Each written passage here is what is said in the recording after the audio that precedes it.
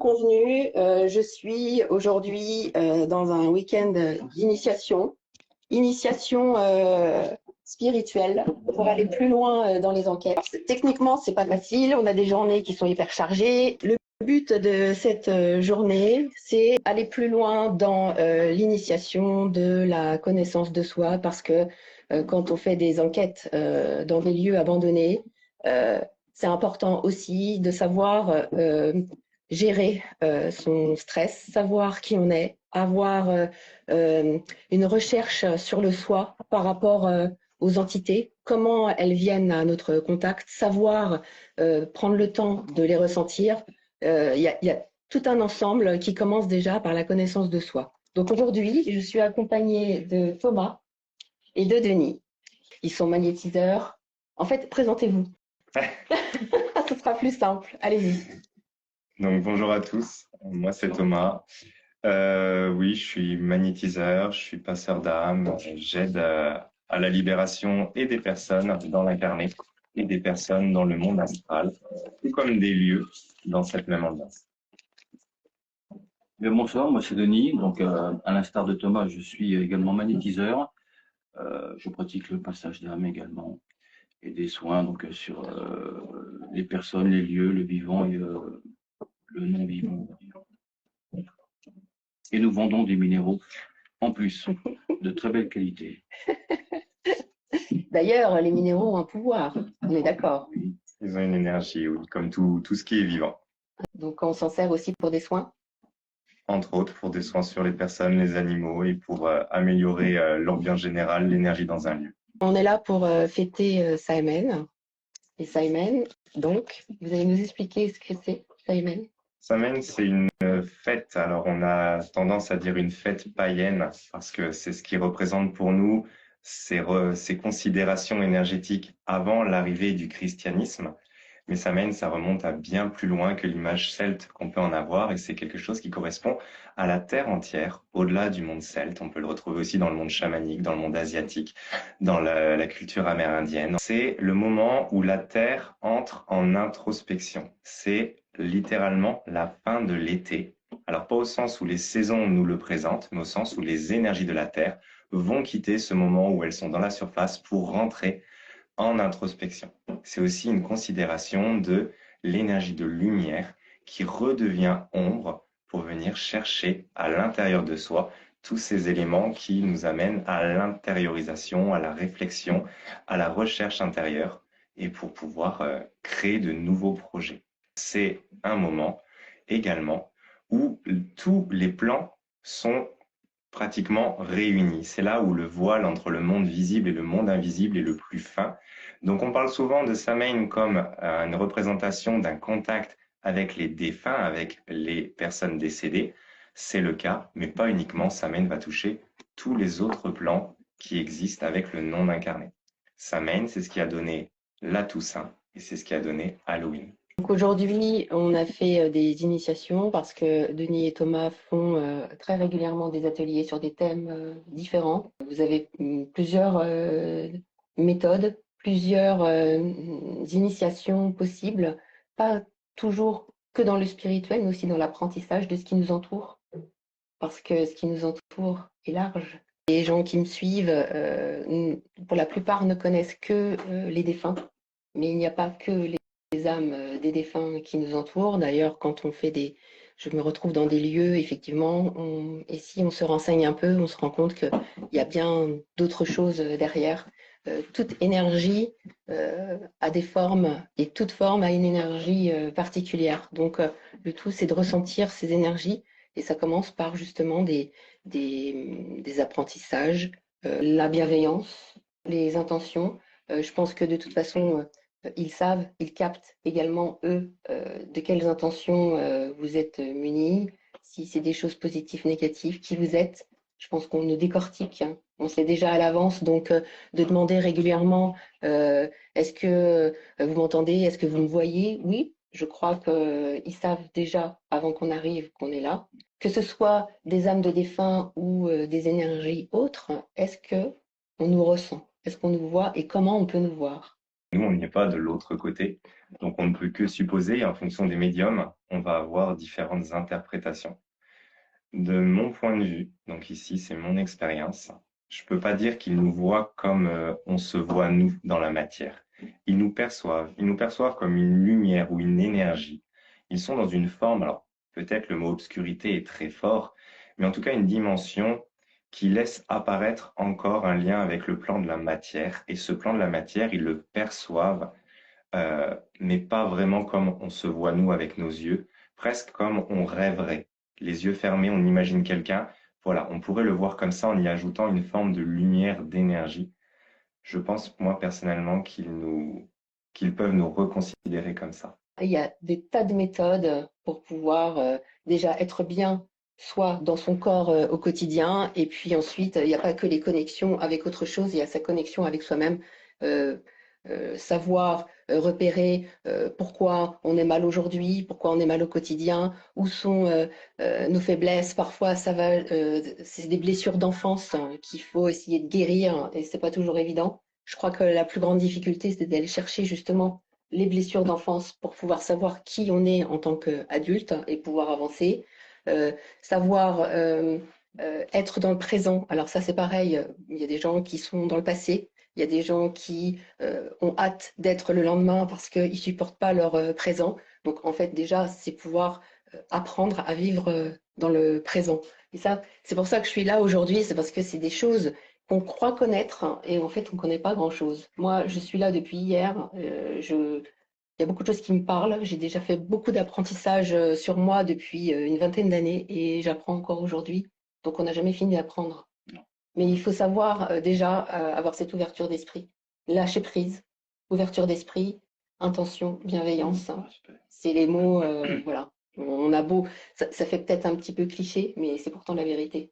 C'est comme ça qu'on avance. C'est même fondamental. On ne peut pas se lancer dans les énergies, dans le passage d'âme, dans la recherche de ces plans, si on n'est pas à l'intérieur de soi, à la recherche de nous-mêmes. Parce que tout ce qu'on va trouver à la surface, c'est une transposition de ce qui se passe à l'intérieur. On passe du macrocosme au microcosme. Et quand on va faire passer des âmes, des défunts, il y aura toujours quelque chose qui va résonner avec nos propres émotions.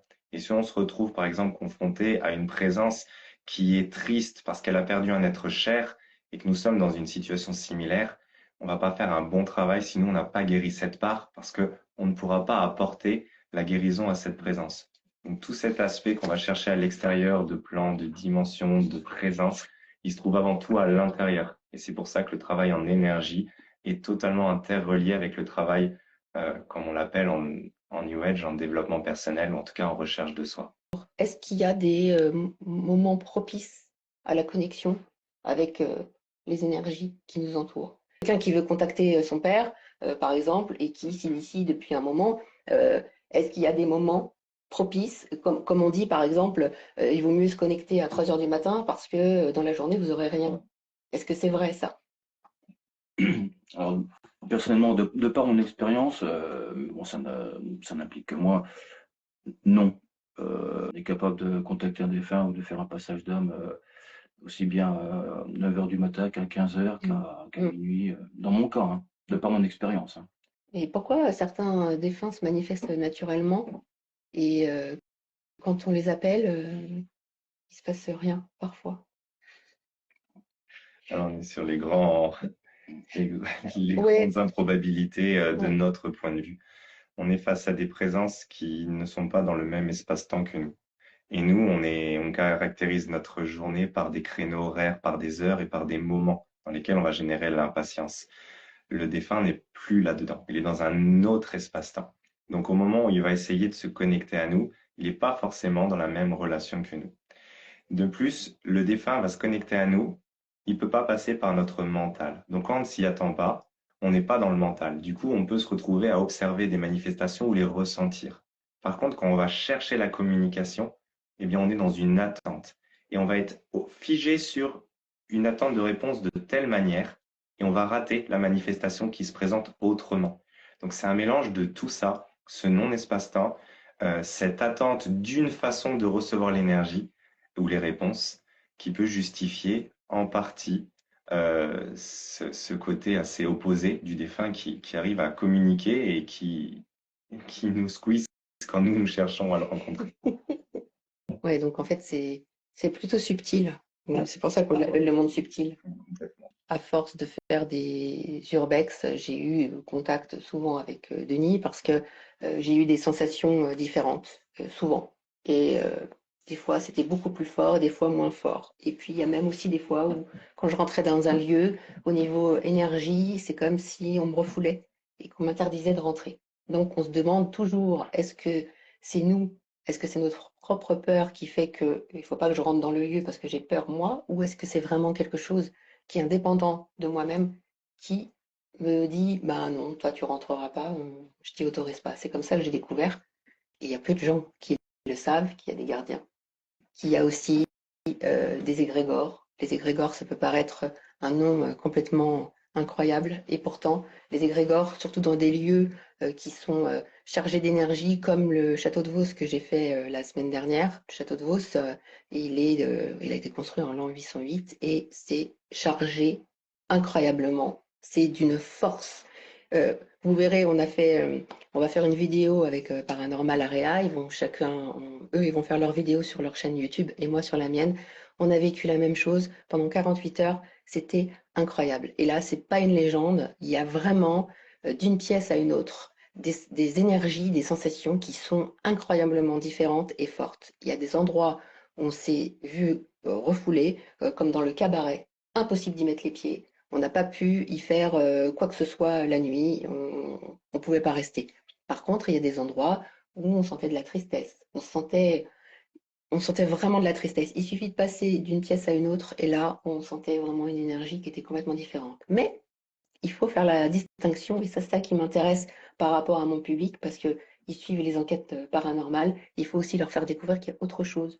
Donc, les égrégores, ce sont les différentes énergies du lieu qui se sont amassées. Par exemple, on a des gens, même là en 2024, qui vont prendre un appartement, par exemple, et dans ce lieu, il y a eu, par exemple, un couple qui n'a pas cessé de se disputer pendant 10 ans et qui criait, qui criait. Et ben, les gens qui peuvent prendre l'appartement juste après peuvent se sentir mal, être pas bien, avoir des sensations très négatives. Et il est possible que ce genre d'événements produisent de l'énergie, ce qu'on appelle les égrégores. Ça reste dans l'appartement, ça reste dans le mur. En fait, les égrégores, d'ailleurs, il n'y en a que dans les lieux fermés des maisons, des châteaux, Non, des manoirs, il y en a partout.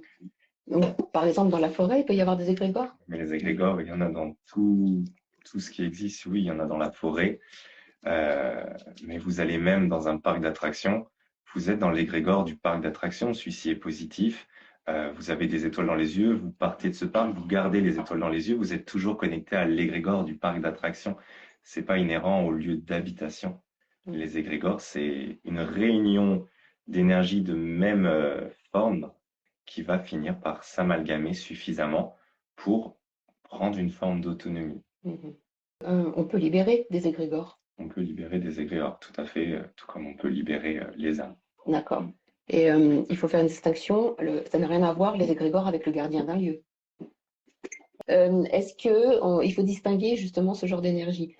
Dites-moi, quand on rentre par exemple dans un manoir abandonné, il y a énormément d'énergie, il y a beaucoup de drama, c'est une catastrophe. Et qu'est-ce que je peux trouver moi dans un manoir hanté par exemple, comme énergie? Les entités très négatives, est-ce qu'il y a des facteurs sur lesquels ils vont se présenter? Par exemple, si c'est des gens qui se sont suicidés dans le lieu, ça peut générer des choses très négatives dans ce lieu. Qu'est-ce qu'on peut trouver d'autre comme énergie dans un lieu? Et qu'est-ce qui est possible de faire pour nettoyer? On va trouver les gardiens, les égrégores, ces ambiances cristallisées. On va trouver des mémoires, ce qu'on appelle la mémoire des murs. Donc là, l'égrégore va avoir une sorte, on peut le considérer presque comme une énergie tangible qui peut se manifester d'une certaine manière, au moins dans les émotions. Les mémoires des murs, c'est plus comme quelque chose qui oppresse dans tout l'espace dans lequel on se trouve. On peut trouver tout type d'âme et tout type de parasites astraux. À partir du moment où l'énergie est basse, où les âmes vont faire baisser cette énergie, ça va attirer des facteurs qui s'accordent à cette énergie. Donc ça va attirer ce que tu as dit, des êtres un peu plus sombres, des parasites astraux, des éléments un petit peu divers et variés. Il y en a peut-être pas une infinité, mais une profusion énorme. Et ça va finir par s'amalgamer pour faire une sorte de jeu que nous, humains, on n'arrive plus vraiment à distinguer. On ne sait pas trop à quoi on a affaire, à qui on a affaire. Et on se confronte à des émotions humaines, à des manifestations non humaines, à des ambiances, à des mémoires. Et ça fait tout un enchevêtrement qui nous plonge à la fois dans un mal-être et dans une observation potentiellement de manifestation. On a eu déjà un avant-goût hier soir. Hein? On va se coucher hier soir. Et puis ici, je suis déjà venue au mois d'avril. Et il y a un endroit où il y a un escalier qui monte à l'étage.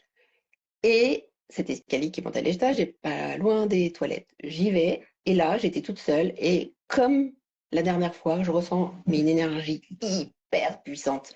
C'est incroyable. Donc, je reviens, je leur en parle, je leur dis, oh là là, moi là-bas, je le sens pas du tout, il y a un truc qui est hyper fort. Donc, ne vous la pas qu'on y va tous. Et là, on est resté 2 heures. Oh, c'était juste génial. Parce qu'en fait, eh ben, ce que je pensais, c'était véritable. D'ailleurs, il n'y avait pas qu'une personne, il y en a eu plusieurs. J'étais pas prête, je pensais. Et finalement, je suis arrivée à passer des âmes hier soir. On a passé un couple. Et puis après avoir fait ce nettoyage, eh ben, il y avait encore du monde derrière. C'est-à-dire qu'en fait, on se rend compte qu'il y a vraiment soit des portails, soit des endroits qui sont hyper chargés, soit c'est un lieu de passage. On se dit, c'est pas possible, ils passent tous par ici. C'est comme une voie aérienne, c'est un endroit où tout le monde passe. Bon, il faut quand même dire qu'il y a apparemment un cimetière qui est pas très loin. Donc il y a peut-être des allées et venues, je sais pas. Et on s'est retrouvés à faire du passage d'âme. Et j'ai sorti la voice, on avait les pods, et on a passé la soirée à nettoyer. Et c'est pour ça qu'en fait, j'en viens à demander qu'est-ce qu'il y a comme énergie dans un lieu, parce que ce que j'étais surprise, une fois qu'on a nettoyé, finalement, il y en a d'autres qui viennent derrière. Et c'est comme, en fait, est-ce que c'est comme si on tendait la main? Voilà. Regardez, on a nettoyé, on a passé des âmes pour les soulager. C'est comme si c'était un message et les autres avaient entendu. Et les personnes dans le besoin, en fait, elles viennent sur ce point de ralliement. Moi, j'avais discuté avec une médium avec qui j'ai fait une vidéo qui me disait qu'en fait, les médiums, c'est comme dans une pièce noire. Et dans cette pièce noire, il y a plein de petits points lumineux. Et ces petits points lumineux, ce sont les médiums. Et les âmes, elles sont dans le noir, elles voient ces points lumineux, donc elles savent vers qui elles doivent aller si elles veulent communiquer avec quelqu'un de proche, si elles veulent essayer de passer de l'autre côté, dans la lumière. Et donc, je pense que là, ce qu'on a fait, le passage d'âme, c'est possible que ce soit aussi un phénomène de petite lumière. Je ne sais pas. Est-ce que spontanément, quand on passe une âme, ce qui s'est passé hier, qu'il y ait du monde derrière, ça se fait pas à chaque fois, ça. Normalement, après, on est tranquille, c'est apaisé, tout le monde a été apaisé et on a fait notre... non? Pas forcément. Pas toujours. C'est assez récurrent qu'il y ait cette succession. On peut un peu je pense, le schématiser. On est une dizaine de personnes. Euh, on va d'abord s'intéresser aux personnes qui parlent le plus fort et on voit ensuite les autres personnes. Et il y en a ces personnes, donc, sur les premières âmes. Ensuite, les autres âmes se révèlent comme si elles étaient dans un autre plan. Et puis, des gens voient un groupe de 10 personnes et commencent à venir se montrant intéressés, ce qui peut potentiellement encore rajouter d'autres âmes qui n'étaient pas là au départ. Et on va voir comme ça une succession de couches d'âmes qui étaient là, mais qui se présentent les unes après les autres, en tout cas qu'on perçoit les unes après les autres dans la manifestation de la libération, et sur lesquelles on peut associer d'autres présences qui viennent s'ajouter au fur et à mesure. Donc là, même sans parler finalement de portail, mais de manière générale, quand on commence un passage d'âme, oui, d'autres défunts peuvent voir ou ressentir cette énergie, ce qui peut les attirer, et ils peuvent s'ajouter. Mais des fois, c'est seulement des plans qui se présentent les uns après les autres. D'accord. Oui, donc en fait, c'est pas... il n'y a pas de règle. C'est pas... Il n'y a pas de règle, exactement. De toute façon, il y a des règles dans nulle part. En Mais fait. non. En fait, quand on arrive dans un endroit, on ne sait jamais ce qui va se passer, ce qui va nous arriver, qui on va avoir, ce qu'il peut y avoir derrière. C'est ça qui est dingue. Et c'est la magie. C'est que jamais vous vivrez la même chose. Non. Jamais. Ce sera toujours différent. Et vous avez beau agir toujours avec la même méthode, il n'y aura jamais la même interaction. Et même vous ne serez sûrement pas le même à chaque fois. Et donc, je pense que ça aussi, ça joue, ça interfère.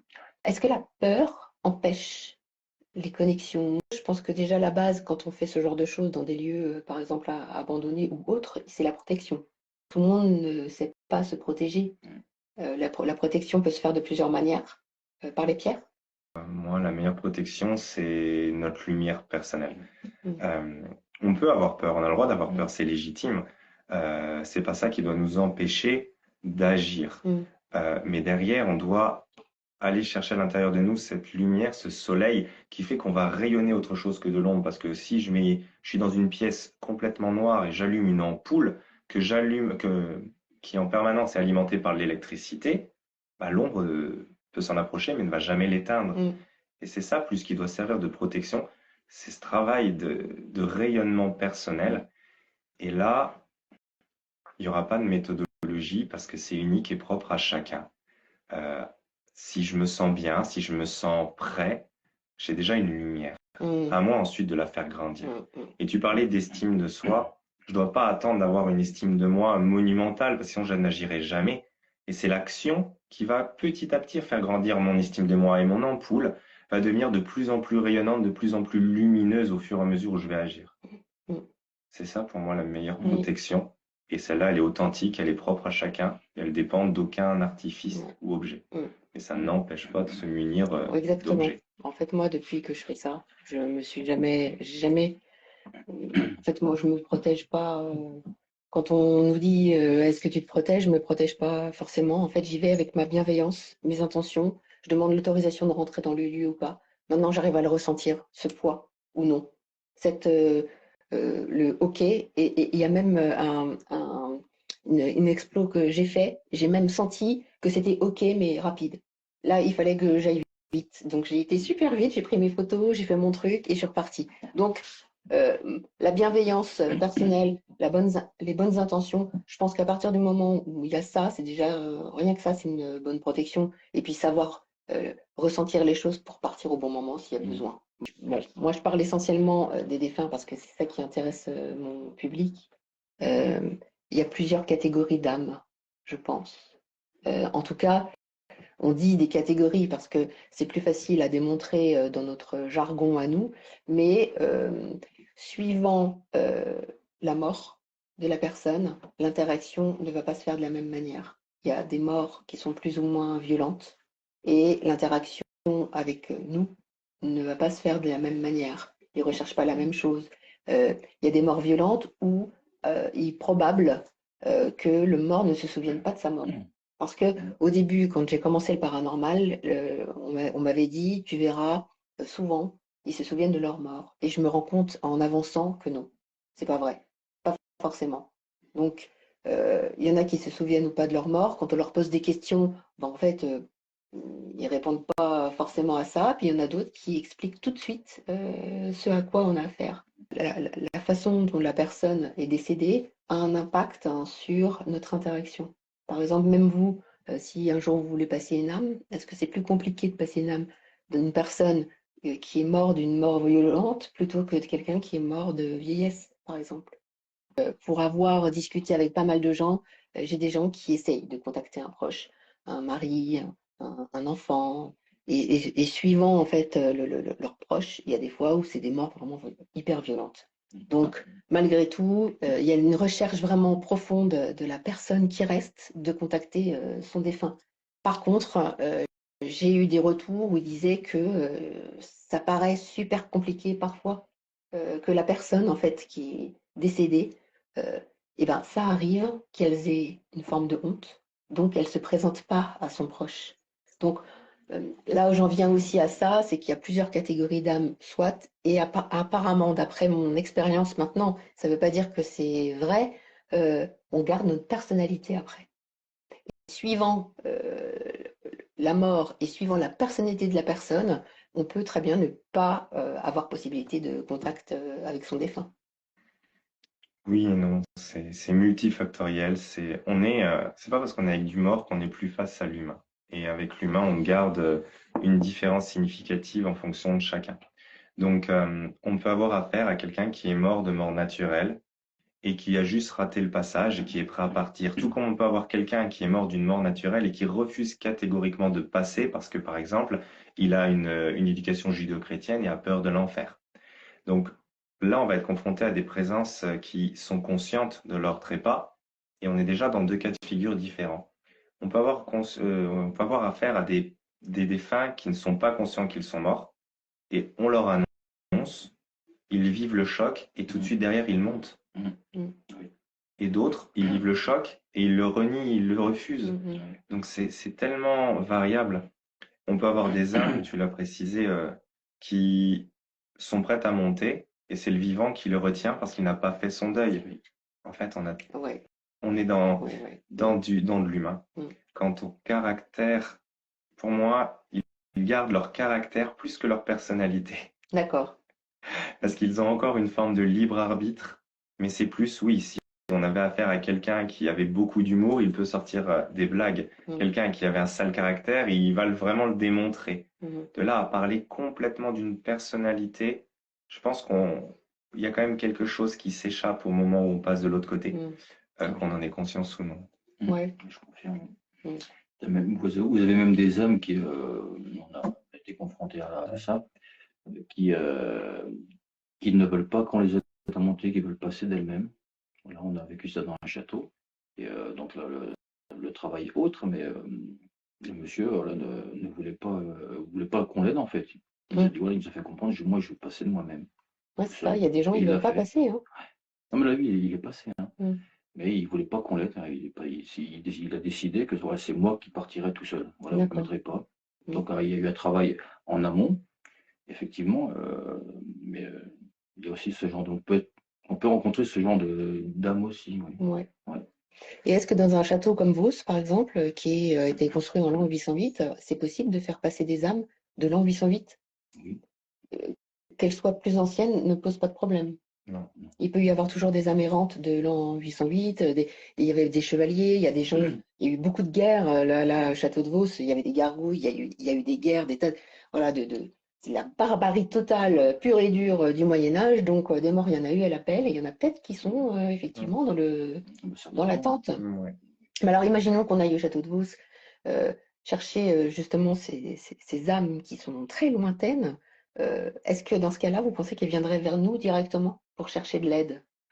Certaines, oui, celles qui sont prêtes à passer. Il y a une forme peut-être d'intuition. Je ne sais pas trop comment le préciser par rapport à l'astral, mais si on est des passeurs d'âmes qui venons pour les aider, il y en a qui le savent et qui se présentent de toute façon. Oui. Il y en a qu'il faut aller chercher. Il y en a qu'il faut convaincre. On est encore dans du cas par cas. Il y a du boulot là. Tout à fait. Mais oui, un week-end ne suffirait pas. Parce qu'un passage d'âme, ça peut durer entre 2 minutes et des jours. Ça peut être instantané comme interminable. Et là, c'est là où ma question, un passage d'âme simple, soit quelqu'un comme moi peut le faire. Comment, voilà, à partir du moment où vous les voyez, vous, et moi je ne les vois pas, est-ce que je peux aller plus loin dans le passage d'âme à partir du moment où je ne les vois pas? Ben oui. Ah bon? Oui. Le passage d'âme, c'est du cœur. C'est du cœur avant tout. Est-ce qu'on a besoin de comprendre ce qu'est l'amour pour aimer quelqu'un? Non. Est-ce qu'on a besoin d'apprendre vraiment à s'aimer inconditionnellement pour augmenter l'amour envers quelqu'un? Ça se fait, c'est tout.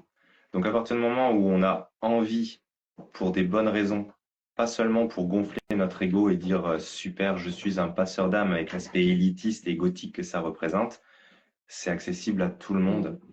Et de toute manière, il y a une forme un peu de garde-fou là-haut et on sera toujours confronté à des aspects qu'on saura gérer. Sauf si on veut jouer à l'andouille, auquel cas on sera confronté à des choses un peu plus embêtantes pour nous. Mais si on est dans le cœur, c'est une sorte de cheminement presque formateur et progressif qui va nous permettre de rencontrer des âmes de plus en plus délicates à faire passer, mais en même temps on fait grandir ce potentiel. D'accord. De toute façon, comme le dit Thomas, on ne nous enverra jamais sur un cas qu'on ne pourra pas gérer, qu'on ne saura pas gérer. Voilà, là où ils savent très bien ce qu'ils font. Et comme dit encore Thomas, très justement, oui, il y a des personnes qui se surestiment, il y a des passeurs d'âme qui se surestiment, et là, effectivement, il peut y avoir un retour inconfortable, indélicat, voire Mhm. Il D'accord. ne faut pas jouer avec. Non. On ne joue surtout pas avec. On joue pas avec les vivants, donc on joue pas avec les morts, entre guillemets. Que quand on communique avec des défunts comme ça, est-ce qu'il y a des choses que nous, humains, on n'a pas le droit de savoir? Parce que des fois, on a des réponses. Des fois, on peut avoir des connexions hyper logiques. Des fois, on a une réponse qui correspond tout à fait à la question qu'on vient de poser. C'est un truc incroyable. Mais quand on veut tirer un peu plus loin le bouchon, parfois, on sent qu'il y a une limite. Est-ce que quelque chose euh, nous empêche de savoir, en tant qu'humain, certaines choses? Peut-être que chaque chose dans son temps. Moi, ce que j'ai compris parfois, c'est que, d'accord, on vous donne une ouverture. Vous avez accès à pas mal de choses. Si vous le souhaitez, vous pouvez apprendre et on vous donnera quelques billes. Sauf qu'il y a des choses, voilà, vous le saurez en temps et en heure, au moment opportun. Donc, quelqu'un qui tire un peu trop sur la corde, je pense qu'à un moment donné, il va être remis dans ses buts. Moi, pendant une connexion, j'ai senti quelqu'un qui était en train de bien communiqué et d'un coup ça s'est arrêté net. Et je me suis dit, c'est pas possible, il n'y a pas de hasard, il y a quelque chose qui l'a empêché. Parce qu'il était parti sur une voie vraiment fluide et à un moment donné ça s'arrête. Alors soit c'est un problème d'énergie, soit c'est vraiment quelque chose au-dessus qui contrôle. C'est un mix encore, hein. C'est pas Ouais. aussi linéaire et hiérarchisé que ça. Mm. Des fois, ça va être un refus du défunt d'aller plus loin. Des fois, ça va être aussi le défunt, ça lui demande une certaine forme d'énergie pour communiquer. Et peut-être qu'il est à court au bout d'un moment. Pour pouvoir se manifester vis-à-vis de nous, ça demande quand même un certain peps. Donc, passer comme nous, à un moment, on est en panne de carburant. Mm. Et effectivement, il y a ce côté de ne pas être confronté à ce qu'on ne peut pas gérer. Ça, c'est du bon sens, hein. Si je ne sais pas marcher et que je commence à courir, je vais passer ma vie à tomber. Il faut déjà que je fasse les bases de la marche, apprendre ensuite à trottiner, à courir. Je vais apprendre à sprinter et un jour, j'aurai l'endurance pour ne pas m'arrêter. Mais c'est des étapes. Ça, c'est du bon sens. Mais par rapport à ce que tu as précisé, est-ce qu'on nous met un filtre quand on tombe sur une présence? Je serais surpris au sens où si tu n'avais pas accès, on ne te l'aurait même pas proposé pour moi, cette présence-là. D'accord. Donc ça serait, pour moi, c'est pas forcément un facteur limitatif, en tout cas pas d'un point de vue lumineux. D'accord. Mais c'est une opinion très personnelle, hein. Ok. On a souvent des contacts par la Ouija. Alors la Ouija, c'est un outil qui est pas mal. Bon, malheureusement, il y a eu des films hollywoodiens qui ont un peu déformé la chose. Moi, je me suis fait un peu incendier au début que j'ai fait ma chaîne parce que on parlait un peu de la Ouija, comme quoi je ne voulais pas commencer la Ouija parce que j'avais peur et je me suis fait incendier par des gens qui sont dans la spiritualité en disant c'est une honte de dire des choses pareilles. La Ouija est un outil formidable qui ouvre des portes et ce n'est qu'amour. Donc, vous confirmez que la Ouija, c'est un outil de connexion un peu comme le guéridon Oui. avec lequel on peut avoir des résultats extraordinaires et c'est un outil qui n'est pas dangereux. C'est pas une histoire de pas dangereux, c'est comment on l'utilise. Un couteau de cuisine, c'est pas dangereux. Sauf si on fait pas attention, on se coupe. Et si on a des mauvaises intentions, ça devient une arme. Eh ben, ces outils, c'est pareil. Si on y va avec une intention de canaliser une présence en particulier et qu'on est dans le cœur, il n'y a pas de problème. On commence à fatiguer, eh bien, il peut arriver d'autres présences qu'on n'a pas forcément invitées, comme le couteau de cuisine où on se coupe. Et par contre, on ouvre la Ouija sans se poser de questions. Bah là, c'est plus un couteau de cuisine, c'est une arme. Oui, il y a des protocoles quand même à respecter, on va dire. Ah ouais, c'est pas un jeu, hein. Ouais. Donc, Voilà. c'est pas dangereux, fondamentalement, mais c'est pas un jeu. Ouais. Donc, c'est comme chercher une connexion toute simple dans un lieu, c'est pareil, c'est pas un jeu. Ce que j'aime, c'est qu'à la fin d'une vidéo, on ait appris quelque chose. Si cette vidéo ne m'apprend rien, c'est que pour moi, c'est pas intéressant. Ne pas jouer avec les énergies, je pense que c'est bien déjà par respect. Et puis, ça évite de toute façon de se faire taper sur les doigts à un moment donné parce que je pense qu'ils ne vous ratent pas. À partir du moment où on rentre là-dedans, c'est pas un jeu, mais je pense que c'est eux qui décident quand, comment, c'est eux qui maîtrisent. Et s'ils voient qu'il y a un manque de respect, je pense qu'ils vous le feront savoir de toute manière. C'est comme entre les vivants, hein. Si on ne respecte pas quelqu'un, Exactement. on risque d'avoir une réaction en face qui sera proportionnelle au manque de respect. Oui, C'est du bon Pour moi, sens, c'est hein. important, le respect, la bienveillance et de toujours, vous pouvez faire ce que vous voulez, mais vous le faites toujours avec de bonnes intentions et surtout un but. Et ne pas se lancer sans savoir où on va, qui on veut contacter, est-ce que vont, enfin, il y a forcément une raison pour laquelle vous vous lancez dans des connexions. Donc, il faut savoir où on va. C'est important. Voilà. Mais c'est dans le dernier pour cherche du sensationnel, hein. Mais en fait, c'est des questions qui sont récurrentes sur ma chaîne. Donc, j'en profite vraiment d'être avec vous et je veux avoir des confirmations parce que je sais qu'il y a des choses que je connais. On ne peut pas tout connaître, mais je veux avoir confirmation parce que ça aide certaines personnes qui veulent vraiment pas aller forcément dans des lieux comme je fais, mais qui veulent juste contacter. Moi, je comprends tout à fait ce besoin. J'ai eu ce besoin à la mort de mon père. Il y a plein de gens qui aimeraient pouvoir contacter un enfant.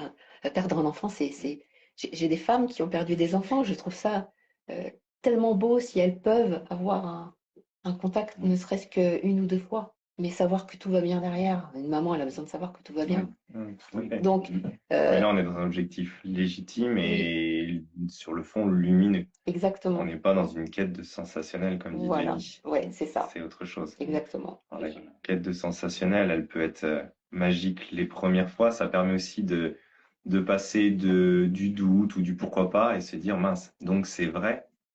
Mais si derrière ça reste une quête du sensationnel, personne n'avance.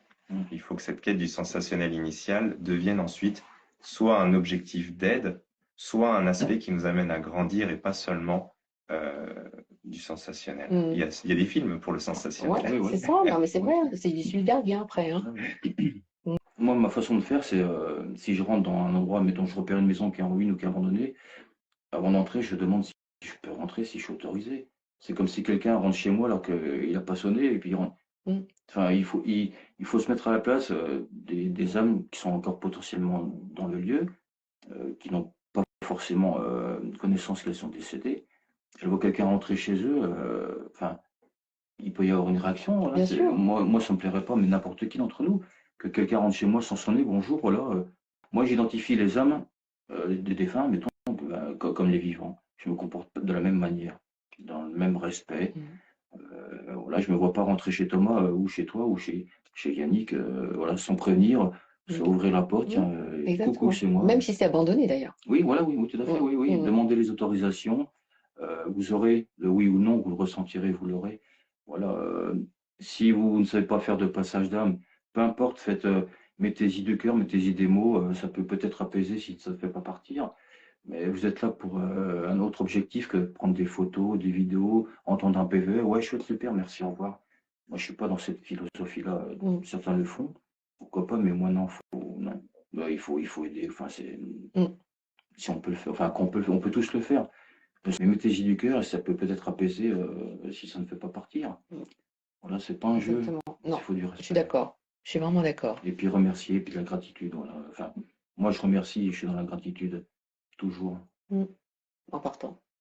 En partant, oui. Par contre, en partant, ne nous suivez pas. Est-ce que tu crois que c'est utile de le dire?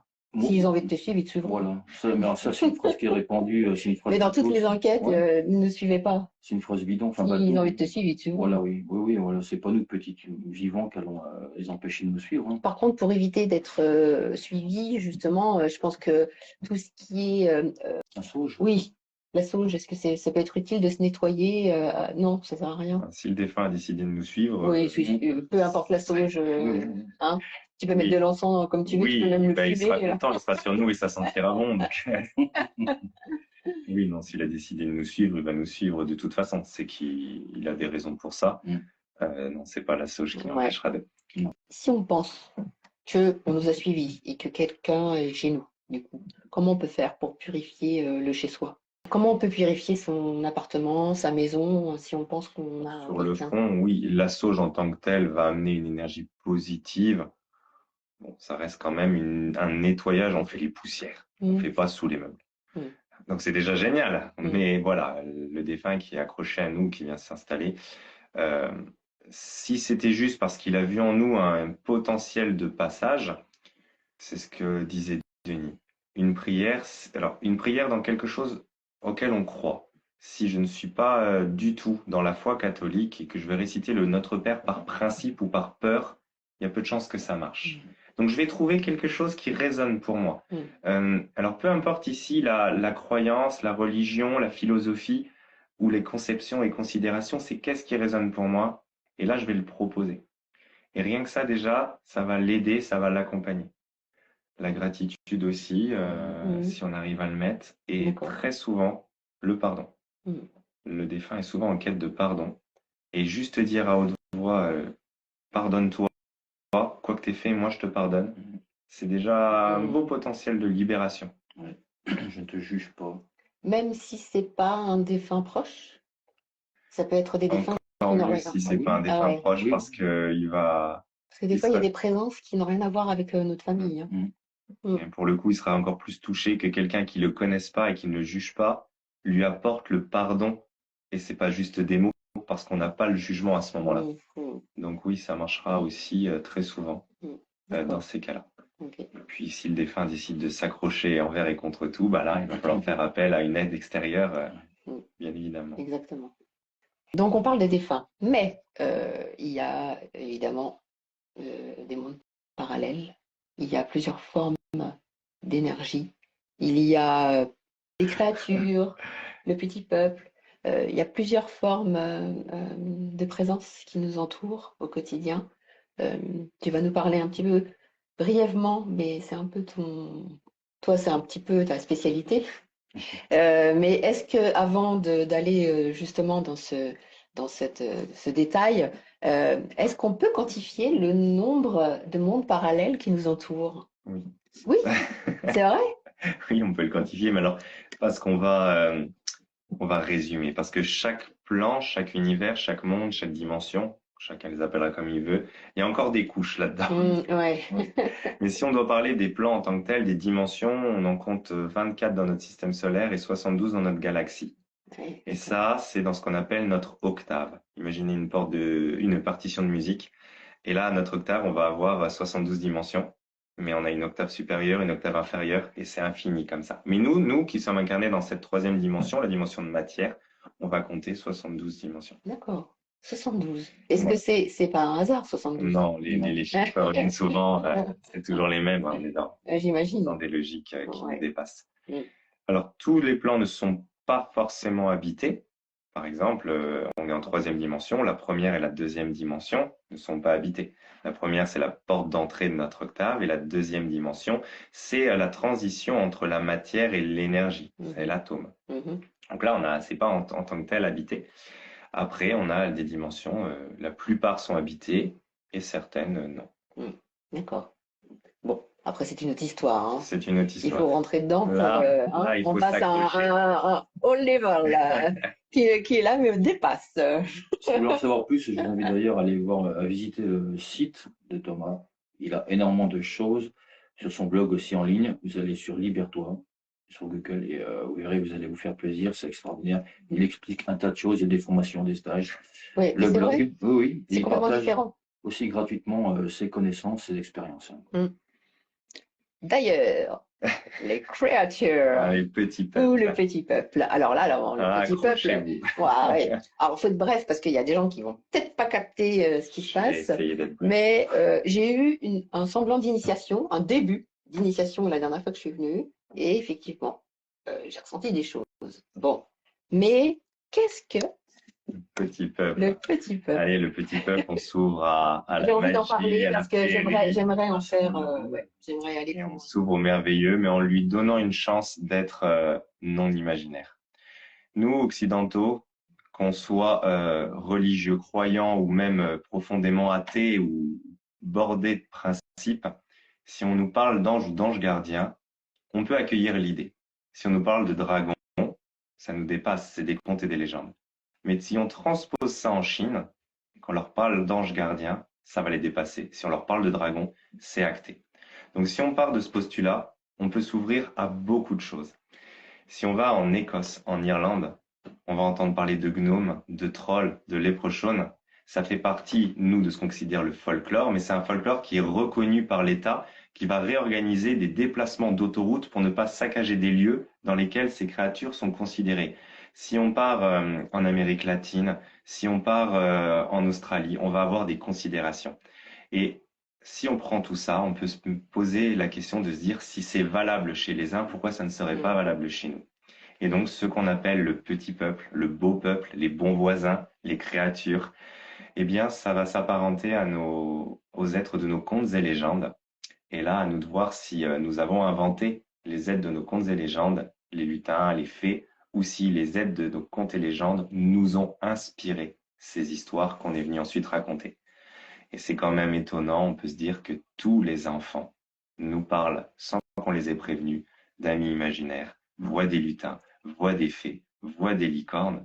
En parlant des enfants, est-ce que on dit qu'un enfant voit jusqu'à 7-8 ans et ensuite, soit il voit encore, ça veut dire qu'il est peut-être médium, soit il voit plus. En règle générale, il y a un âge et on se souvient plus parce qu'un enfant, malheureusement, n'a pas cette notion et les voit, mais ne capte pas que c'est véritablement autre chose. Oui, pour lui, c'est la même réalité que Oui. nous, parce qu'il les considère aussi tangibles. Pour lui, c'est normal, c'est logique de les voir, parce que lui, dans cette âme nouvellement incarnée, il n'a pas encore les limites de la matière, du conditionnement et de l'éducation.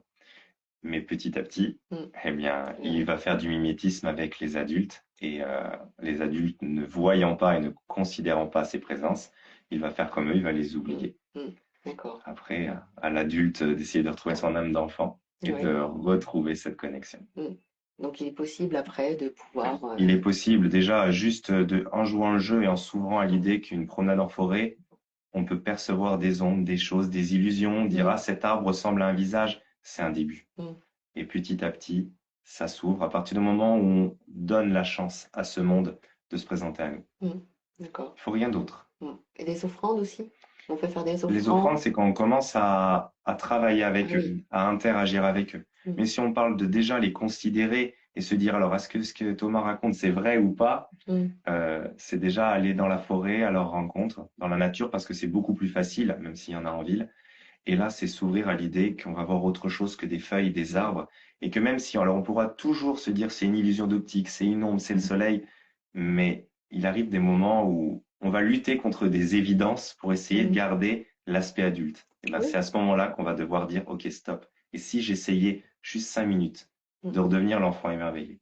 C'est un peu comme les connexions avec les défunts, Mais finalement, parce que on va chercher à se connecter avec les défunts et puis il peut y avoir plusieurs. Alors, est-ce que c'est vrai, c'est pas vrai? Est-ce que c'est moi qui fabule? J'ai mon vase qui vient de tomber alors qu'il était au milieu de la table. Est-ce que c'est normal, pas normal?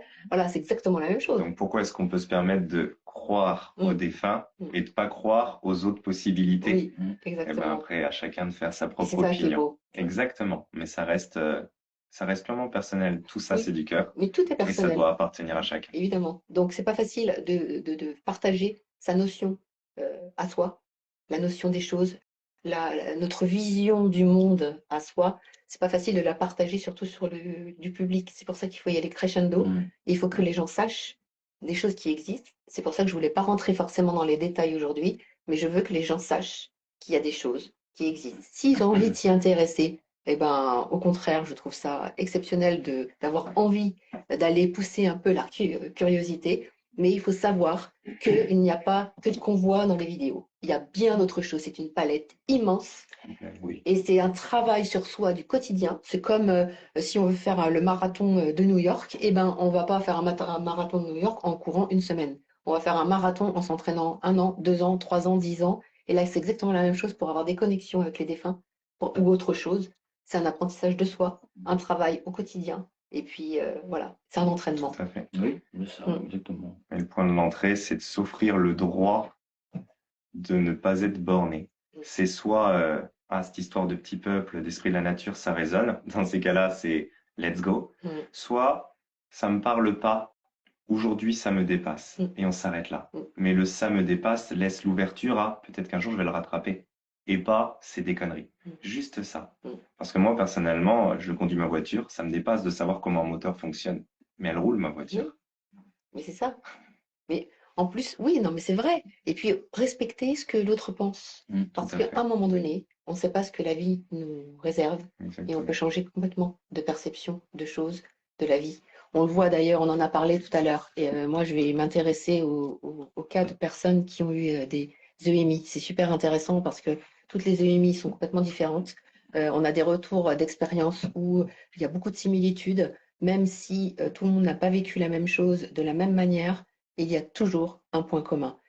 Et je trouve que c'est incroyable parce que c'est des gens, des fois, qui n'avaient qui n'étaient ni croyants, qui croyaient pas du tout à tout ça, et qui, ça leur arrive, ils reviennent, mais avec une philosophie, une sagesse incroyable, en se disant, voilà, ben en fait, ce n'est qu'amour, et tous reviennent des EMI avec, euh, euh, voilà, les choses qui sont anodines, les choses sans importance.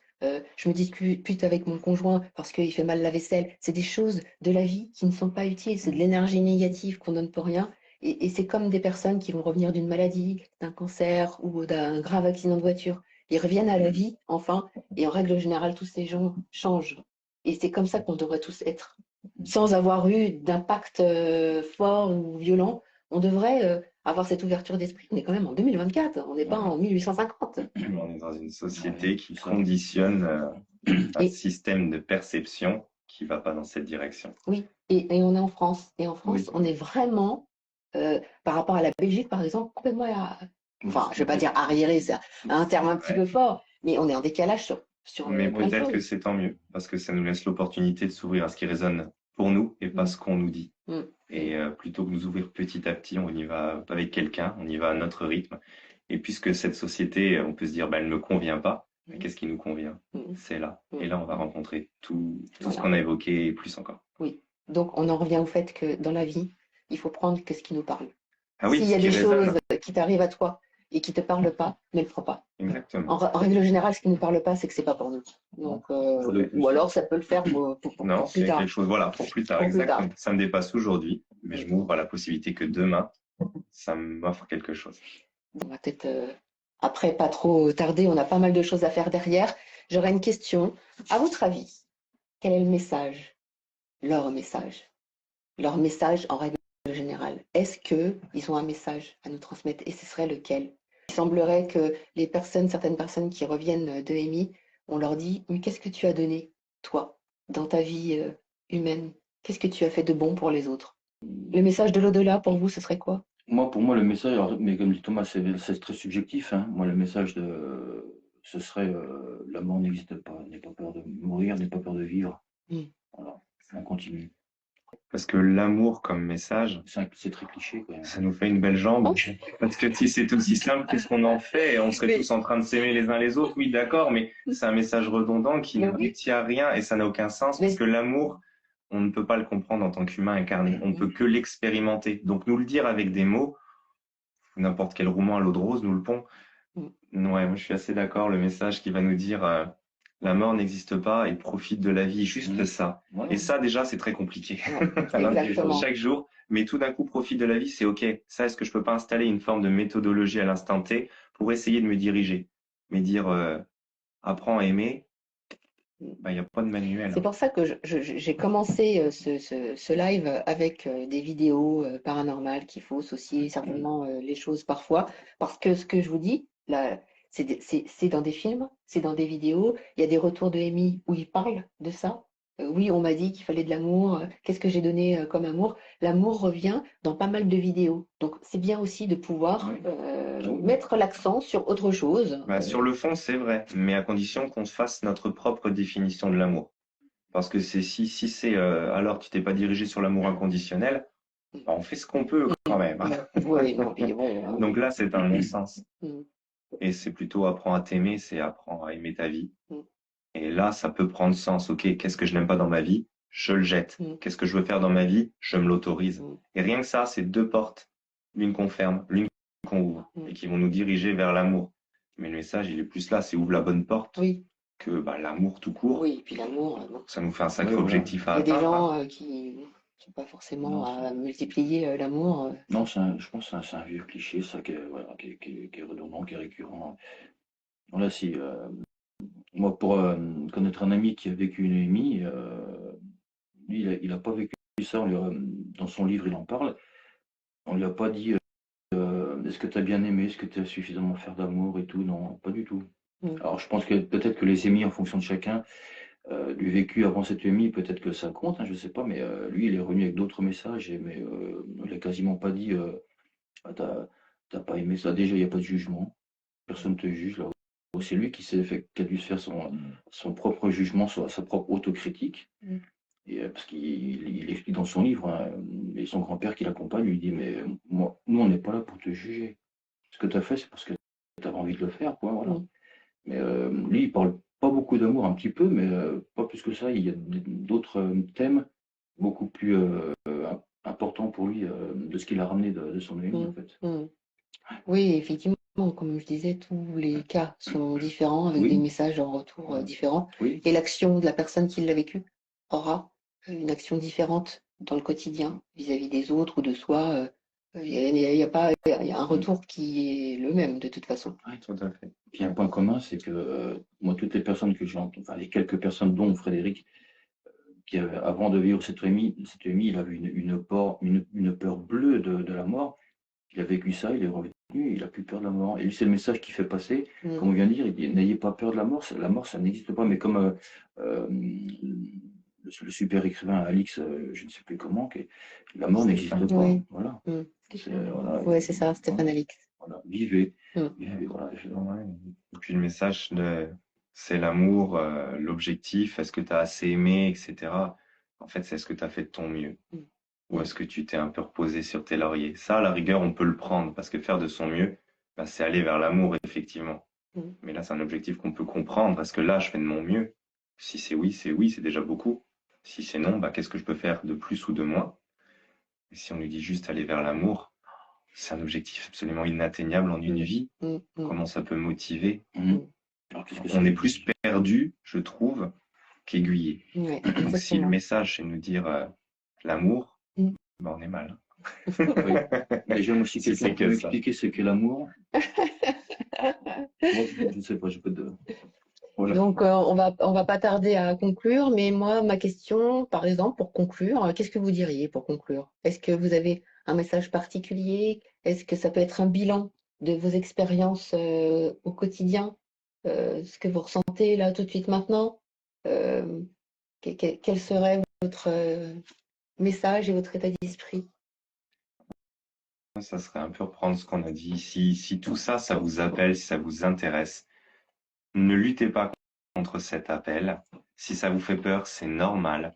Ne vous bloquez pas avec cette peur, mais ne partez pas dans les clichés. Ne partez pas dans ce qu'on vous raconte, même de ce qu'on vous a raconté aujourd'hui, Denis et moi. Partez dans ce qui résonne, partez dans ce que vous découvrez. On n'est pas là pour croire, il y a des églises pour croire. Nous, on est là pour découvrir, pour expérimenter, pour ressentir. C'est ça le fondement de la vie. Et si vous voulez découvrir des choses dans l'astral, allez à leur rencontre. Oui, dans un premier temps, ce sera sensationnel et c'est OK. Mais il faut que ce sensationnel, ensuite, il vienne en accord avec vous. Qu'est-ce que vous devez en faire de ce sensationnel? Juste faire une découverte, on s'arrête là, c'est très bien. Faire cette découverte, essayer ensuite d'apporter un soutien, une interaction, c'est merveilleux. Donc à vous de voir qu'est-ce qui résonne pour vous. C'est ça qui est le fondement de la vie et c'est ça le message finalement de tous ceux qui sont revenus. C'est ça l'amour. Ouais, je suis d'accord. Si vous voulez vous lancer dans une rencontre avec l'astral, voilà, le sensationnel, oui, c'est très bien, mais essayez d'aller au-delà. Voilà, aider. Il y a des âmes en souffrance. Ça coûte rien d'essayer. Voilà, aider. Oui, et puis en fait, quand on s'y intéresse, c'est pas si compliqué avec les intentions quand on a envie. Et si vraiment le paranormal vous intéresse vraiment, c'est pas trop difficile de passer des âmes avec amour. Libérer un lieu, libérer des gens. En plus, on a l'impression d'avoir servi à quelque chose, on se sent utile. Puis ça nous libère nous-mêmes aussi. Et ça nous libère, effectivement. Donc voilà. Eh bien, nous, on va vous quitter parce que j'ai une séance de guéridon qui m'attend.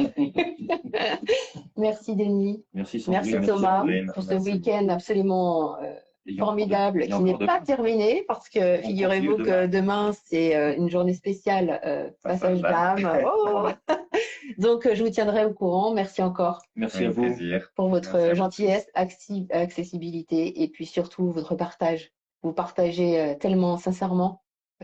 C'est vraiment pas il n'y a pas de rétention d'informations. Au contraire, vous voulez vraiment que tout le monde se sente bien. Partager ces informations, c'est très précieux parce que c'est rare. Il faut savoir euh, à qui on s'adresse. On peut tomber sur des charlatans, on peut tomber sur des gens qui racontent n'importe quoi, ils savent pas de quoi ils parlent. Et là, je suis vraiment super tombée. Je pense que je vais prendre un abonnement, moi. C'est la bienvenue. Merci, à bientôt en Merci, tout bonne cas. soirée. Merci. Au revoir. Merci de nous avoir suivis. Je pense que je republierai ce live plutôt lundi. Je vais faire une petite préparation. Je vous remercie. En tout cas, sachez que j'avais fait une interview avec Denis qui est toujours dans la boîte parce que j'arrive pas à trouver le temps de le faire, mais je le ferai. Et puis, il ne le sait pas encore, mais Thomas, c'est pareil. Je reviendrai pour faire une interview.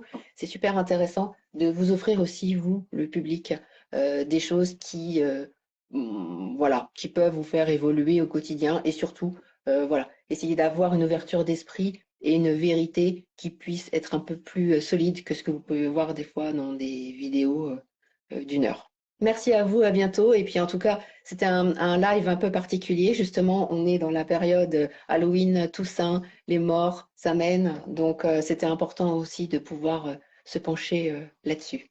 Merci à vous et à bientôt. Au revoir.